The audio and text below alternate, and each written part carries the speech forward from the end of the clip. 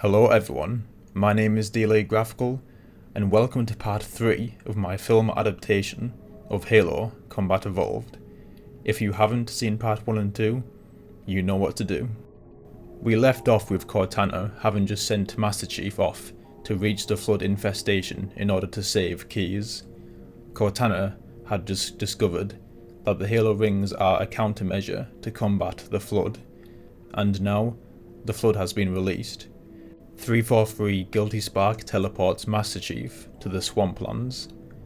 From then on, in a flash, Master Chief is in a dense swamp with 343. Disorientated and dazed, Chief hurls his rifle back up and tells Guilty Spark to identify itself.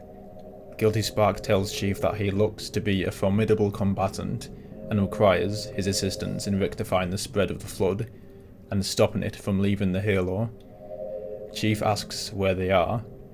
343 tells him they are close to Installation 4's bacterial quarantine containment. Chief demands to know what happened. As a non-answer, Guilty Spark politely asks Chief to follow him, whilst humming and floating away. Chief keeps his assault rifle levelled and his eyes peeled. Chief and Guilty Spark near the entrance to the quarantine zone. Terrified grunts come flowing out, flailing their arms around in hysteria. Chief readies his weapons, about to pull the trigger. When he realises the grunts are unarmed, he puts it down. Guilty Spark assures him that they are no threat to him. They have very different priorities now: to flee from their greatest fear. Guilty Spark leads Chief into the atrium of the complex. The room is desolate, empty, foreboding. The air is tarnished with spore particles. Blood is smeared across the floor, both red from a human and blue from the Covenant. Yet there are no bodies, just the potent sensory vibe of death, war and terror. Chief questions Guilty Spark of what happened. Guilty Spark proclaims that the Covenant, with no regard for containment protocol, have released the flood as a result of their curiosity and religious beliefs. He tells Master Chief of the flood only by name. He doesn't spout a load of exposition. Master Chief questions further about the flood when he loses his train of thought after spotting a Marine's helmet on the floor, painted with blood. Chief picks it up and ejects the chip containing the helmet's cam footage. He inserts it into his heads-up display and watches the playback of the confrontation between Keyes and the Arbiter. It is interrupted by the appearance of the flood. It will have the same tone and intensity as the segment in the video game, but here the circumstance will be different. The arrival of the flood sends both sides of the fight into a frenzy. In the face of the horror, they forget the cause they are fighting for. They are fighting for their very survival, not their generals or deities. We witness the horror from the perspective of the Marine's helmet cam. Marines are being slaughtered around him. Their bodies are consumed by the parasite and mutate into another soldier in the Flood army.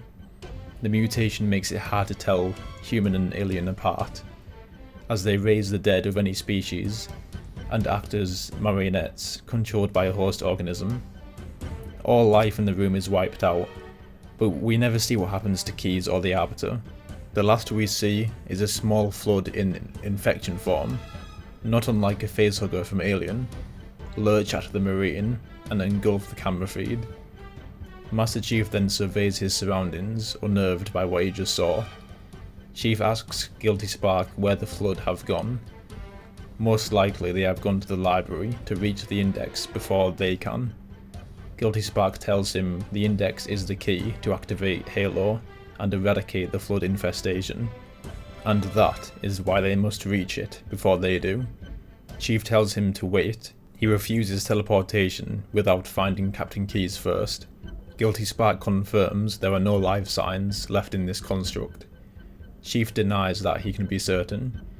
Guilty Spark makes the point that he is designed to be certain, and to enforce adherence to installation protocol.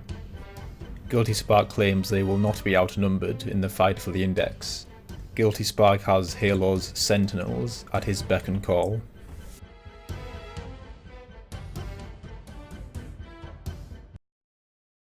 We now cut to the inside of a phantom, where the Arbiter has once again captured Keyes.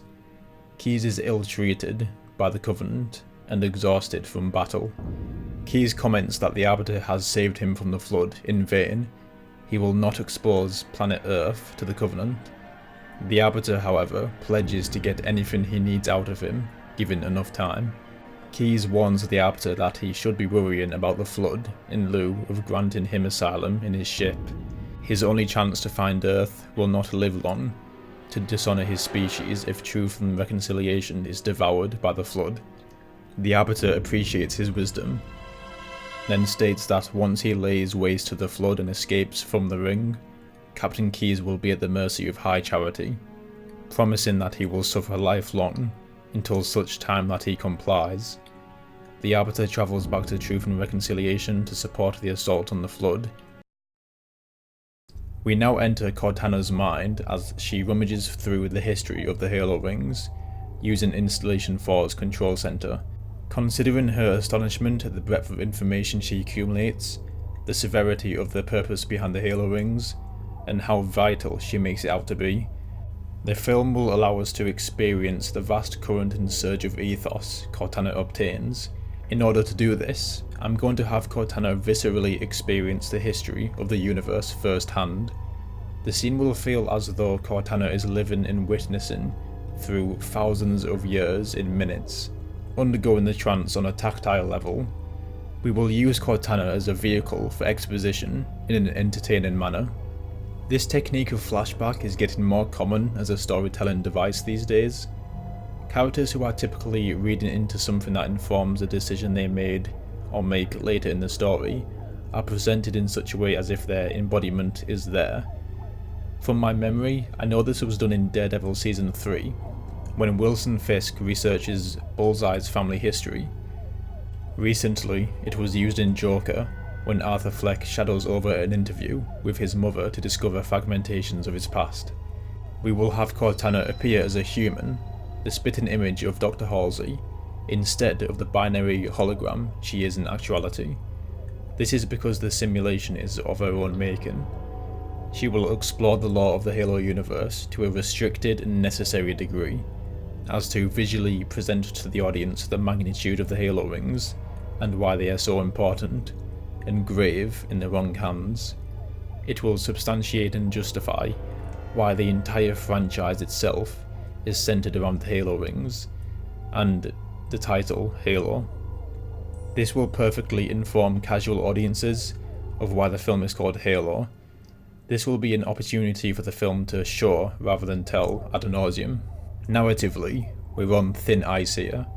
The entire film, along with its stakes and themes, will hinge upon this revelation. With that preface done, let's dive into this sequence. From the beginning, Cortana witnesses the epidemic of the Flood, thousands upon thousands of them ferally ravaging residential homes and military bases.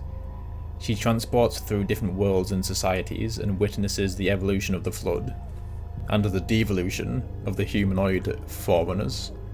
The Forerunners put up a fight. We get a glimpse of the Didact coalescing a Forerunner army, the Prometheans, but receives disapproval and reproach, judging by the body language the Didact receives from the female Forerunner. This feminine figure undergoes the materialization of the Halo Rings and cascades them into the void of space, eons apart, in order for the radius of the combined Halo Rings to engulf all sentient life, or in this instance the Flood. The Flood have overrun the planets. Cortana sees gargantuan Titan-sized Flood monsters mowing down cities and societies as civilizations regress to rubble. The Flood harvest and consume everything in its path. Before her very eyes, the Flood evolves through the life cycle of biology, beginning as feral monsters, to coordinated creatures, and then to interstellar travelers assuming control of technology to spread throughout the galaxy. The Flood become an intelligent species in their own right. They have an ominous, intergalactic presence, and from the looks of the biological war, they will be the only living organism left before long. The parasite has invaded life on a universal scale. life is on the brink of consisting of only the flood, until the Forerunners fire the Halo rings. The surge of energy is emanated from each of them. She sees this monumental event from the ground, safe inside the inner terrain of the Halo ring, where humans and other species are safe, whereas outside of the Halo rings, all sentient life is destroyed, and so the flood are eradicated, with no life forms for the parasite to replenish from. Cortana observes the transition into a new age. She spectates as the Forerunners return each species to respective planets of their own to repopulate the now vacant planets, completely devoid of any sentient life or living organisms. The final piece of imagery is Cortana seeing the dawn of humanity's time on Earth. The ancient cavemen having just been relinquished by the Forerunners and are now free to roam the new planet gifted to them, Earth, allowing the Homo sapiens with their free will to create a civilization that would one day grow to become the humanity of the present. Her vision proceeds with lightning fast memories of what follows: the Stone Age, medieval times, World War I, World War II, and finally, the war between the UNSC and the Rebel Front, right up until the point she finds herself now, beyond the Fall of Reach, and with the discovery of Installation 4. The execution of this scene is paramount. It will invite the mass audience into the Halo universe. The scene will also demand heed and attention. We are no longer relying on mystery, but establishing the plot and the stakes of the story. Providing this scene is pulled off, through Cortana's eyes, the audience will be able to deduce how and why the Halo rings came to be through visual cues alone. No dialogue whatsoever. They don't exactly need to know who the didact is or the librarian. For the sake of brevity, the audience need only be shown, not told, that the Flood were once ubiquitous and had almost spread into a universal dominion. It will be plain to see that the Forerunners forged the Halo array, preserved as many species as possible on the Halo rings, and then fired the rings to wipe out the Flood and any remaining life that would have been their food source, therefore starving the Flood to malnourishment. The Forerunners then planted the species to planets of their own and allowed life to persist naturally. From these visual cues, the audience should be able to comprehend that, and for the plot of Halo: The Pillar of Autumn, that will be enough. It will inform the scene where Cortana discloses the weaponization of Halo and 343 Guilty Spark's ulterior motive. In rapid succession, we have just conveyed to the audience that the Forerunners are an extinct species and the saviour of humanity, and the Halo rings are essentially the equivalent of Noah's Ark on a cosmic scale. Let's recap where we are in the story, shall we? The Master Chief and Guilty Spark are making their way to the library to obtain the index. Chief thinks this will only achieve the goal of merely destroying the Flood alone. Guilty Spark is letting him believe that by the omission of the truth. The Arbiter is returning to Truth and Reconciliation with Captain Keyes as his captive once again. The Arbiter's plan is to interrogate Keyes for life back in High Charity, as he believes he can break him, or at least someone else can. After all, he is only human. But first, the Covenant need to fight the Flood, to cleanse the sacred ring, and to fulfill their pledge and allegiance to the prophets of the Covenant. In a cauterizing clash between the Sentinels and the Flood, Guilty Spark materializes in the library, along with Master Chief. The nature of the skirmish is the end goal, to get the index first. Now, if you have played the video game, you'll know that 343 inexplicably teleports you at the bottom of the library, when the index is on top. As a game mechanic, this is functional, but this would be horrendous and a colossal waste of time in a feature film's runtime, and would quite frankly create a plot hole. Thereby, for the library scene, I'm going to be making some major changes to keep the scene brief. Initially, I'm going to change how the index works. In this film, the activation index will be one of many other indexes that all have their own distinct functions. While the cleansing of the Flood will still be Halo's primary purpose, The vast assortment of other indexes will insinuate that Installation 4 does have other functions. As a result, the library's aesthetic and design will entail hundreds and thousands of activation indexes, but Chief and Guilty Spark are only looking for one, and due to its dominance and significance over the others, the activation index for firing the rings will have its own pedestal and security system. The onslaught in the library will not entail Master Chief fighting through waves and hordes of countless Flood enemy. Instead, when Master Chief enters the battle, the Flood will take note of his combat prowess.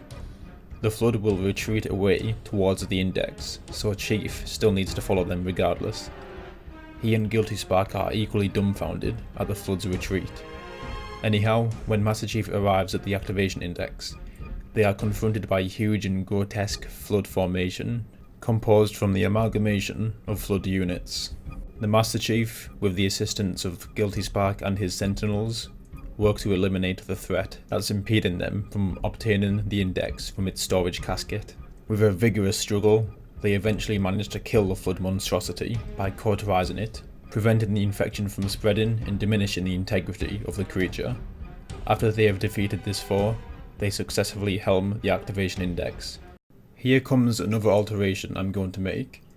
Instead of having Master Chief being submissive and allowing Guilty Spark to take the index, he will keep it as leverage, as he still doesn't trust Guilty Spark. Guilty Spark cautions him that his organic form renders him to be vulnerable to the infection, to which Chief will respond that he will take his chances, and something along the lines of maybe his armour isn't just a fashion statement. Since 343 Guilty Spark is portrayed as a pragmatic robot, it should know how a human will react upon learning the truth of the Halo array. From its perspective, Master Chief has fulfilled his purpose, so he should abandon him in the library and go to the control center alone without Chief. Which brings me to a big problem I had with the story of Halo 1. The fact that the monitor of Installation 4 does not have jurisdiction to activate the Halo rings is just absurd to me. Think about it. Why would the Forerunners build the monitor of Installation 4, but reserve the right to control the installation to strangers that just stumble upon the ring by happenstance? What if the Flood spread and no so-called Reclaimers were left alive to cleanse the universe? This does not logically follow, and no extended law will change that within the confines of this film and its story. It is reasonable for Guilty Spark to require assistance to combat the Flood so the activation index can be obtained, but the thought of him having to yield control to whoever just happens to be around is insane. In this version of the scene, Master Chief is perceptive, and he foresees that this could very well be the case. Guilty Spark could have been ready to leave Master Chief once the index was safe. In this recontextualization, it would appear that the Master Chief's wisdom, perception and intelligence has saved humanity, instead of being a subservient follower who just follows Guilty Spark's lead. As if Master Chief almost comes across as a player in a video game, you might say. Guilty Spark thought Master Chief to be merely a weapon at his disposal, but miscalculated and did not account for the human and intellect inside Master Chief's power armor. Guilty Spark stipulates to Master Chief's resistance, and wastes no time teleporting himself and the Master Chief back to where they met, Halo's control center, where Cortana has been discovering the true fatal ramifications of firing Installation 4.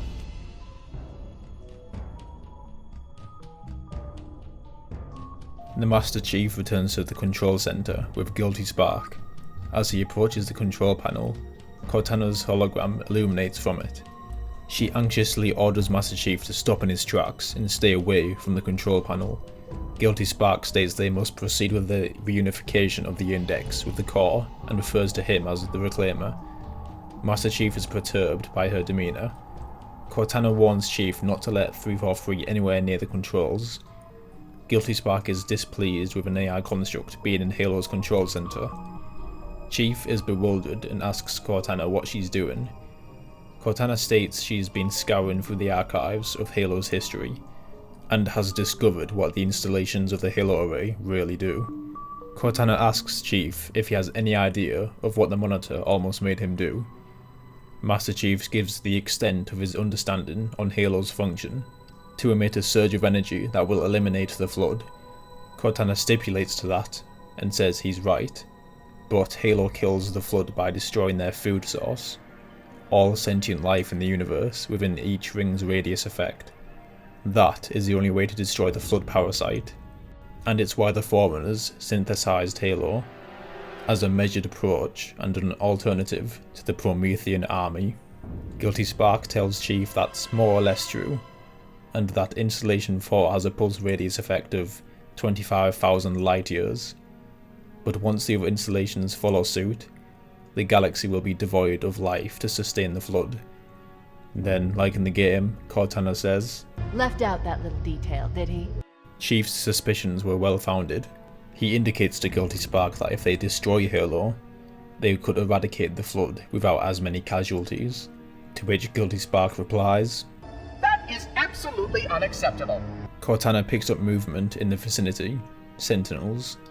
Guilty Spark turns hostile due to Master Chief's refusal to fire the rings. The Monitor's vocal politeness does not match his physical apparent aggression, as he threatens Chief with the sentinels. Guilty Spark orders his sentinels to dispose of Master Chief. Chief destroys the first sentinel with a charged plasma pistol, then acquires its sentinel beam to finish off the rest. "So be it. Say the sir. Dispose of the rest." Look out!